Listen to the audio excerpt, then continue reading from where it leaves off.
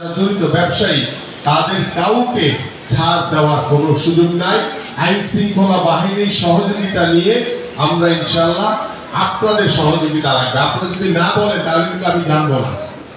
আপনারা এখানে বলেছেন মাদকের কথা সবাই, যে মাদকের জন্য আপনারা খুবই বিরক্ত, এবং মাদকে কিন্তু আপনাদেরই আমাদেরই কেউ না কেউ কোনো সন্তান এটা সেবন করে। তা আপনাদেরও দায়িত্ব হচ্ছে আপনাদের সন্তানদেরকে বুঝানো যে মাদকের কারণে আমরা যে অকাল মৃত্যুর কোলে ঢলে পড়ছি, আমাদের ভবিষ্যৎ প্রজন্ম অকালে ঝরে পড়ছে, সেই বিষয়টা আপনারা যদি আপনাদের সন্তানদেরকে বুঝান তাহলে তারা অবশ্যই বুঝদার করবে। এবং আমরা কিছু কিছু জায়গায় আমরা মাদকের যে ভয়াল যে করাল গ্রাসে যে আমাদের সন্তানরা মৃত্যুর কোলে ঢলে পড়ছে, আমরা কিছু বিলবোর্ডের মতো লাগিয়েছি, সেখানেও কিছু বিষয় বলা আছে, সেগুলো যদি আপনাদের চোখে পড়ে দয়া করে পড়বেন। তাহলে যদি আল্লাহ পাকের পক্ষ থেকে যদি আল্লাহ পাক হেদায়েত দান করে, আলহামদুলিল্লাহ ওই বিলবোর্ডের একটা উসিলায় আমাদের একজন মাদক সেবী ভালো হয়ে গেছে, এটাও হতে পারে ইনশাআল্লাহ। এবং পাশাপাশি শিক্ষা ব্যবস্থা নিশ্চিত করা এটি অত্যন্ত গুরুত্বপূর্ণ বিষয়, যেটি নিয়ে ইতিমধ্যে আমরা কাজ করছি।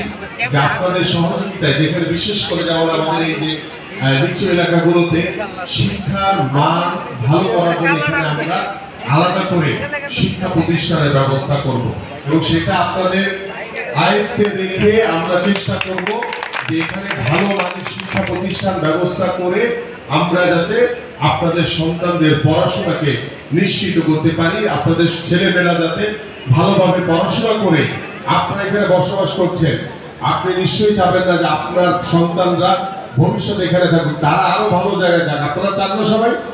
আমরাও চাই। এই জন্য আপনাদের সহযোগিতা নিয়ে ইনশাআল্লাহ আমি চেষ্টা করব সর্বোচ্চ ভাবে, যেখানে শিক্ষা প্রতিষ্ঠানের দরকার নতুন করে সেখানে শিক্ষা প্রতিষ্ঠানের মাধ্যমে শিক্ষা ব্যবস্থা পরিপূর্ণভাবে নিশ্চিত করা হবে আপনাদের। আমাদের আরো রয়েছে উচ্ছেদের, যেটি ভয় বলছেন, আমরা আপাতত আপনাদেরকে আশ্বস্ত করতে চাই যে কোনো প্রকার উচ্ছেদের ভয় নাই। যেটা আল্লাহর রহমতে আমরা নির্বাচনের পরে সর্বোচ্চভাবে আমি চেষ্টা করব আগামীকালকে যে জায়গাটি কাদের সরকারিভাবে তাদের সাথে কথা বলে যেটিকে কিভাবে বরাদ্দের ব্যবস্থা করা যায়, কিভাবে আপনাদের পুনর্বাসন নিশ্চিত করা যায়, সেই বিষয়টি আলোচনার মাধ্যমে আমরা যাতে সুষ্ঠু সমাধান করতে পারি, এবং আপনাদের উচ্ছেদের আপাতত কোনো ভয়ের কোনো কারণ নাই ইনশাআল্লাহ। আরেকটি বিষয় আমাদের বলেছেন জলাবদ্ধতা, এটি খুব গুরুত্বপূর্ণ একটি ইস্যু। তো এই ইস্যুটি নিয়ে ইতিমধ্যে আপনাদের একটু বৃষ্টি হলে জলাবদ্ধতা হয়।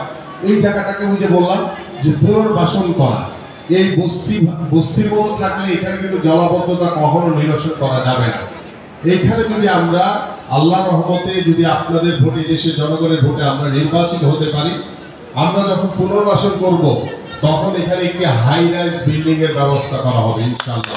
সেই বিল্ডিং যদি আমরা করতে পারি তাহলে অটোমেটিক্যালি আপনাদের এই জলাবদ্ধতা কেটে যাবে। তখন আর এই বৃষ্টির পানিতে ইনশাআল্লাহ আপনাদের এখানে ঘর আর পানিতে ডুবে যাবে না ইনশাআল্লাহ। আমাদের পানির ব্যবস্থার কথা বলা হয়েছে, এখানে ওয়াসার পানির বিষয়টা, এটা আমার কাছে মনে হয় যে আমাদের যদি নির্দিষ্ট আকারে আমার কাছে কোনো বিষয়টি সম্পর্কে অবগত করা হয় যে আসলে কি ধরনের পানির সুবিধা দরকার, তাহলে আমরা আলোচনা করে সংশ্লিষ্ট কর্তৃপক্ষকে বললে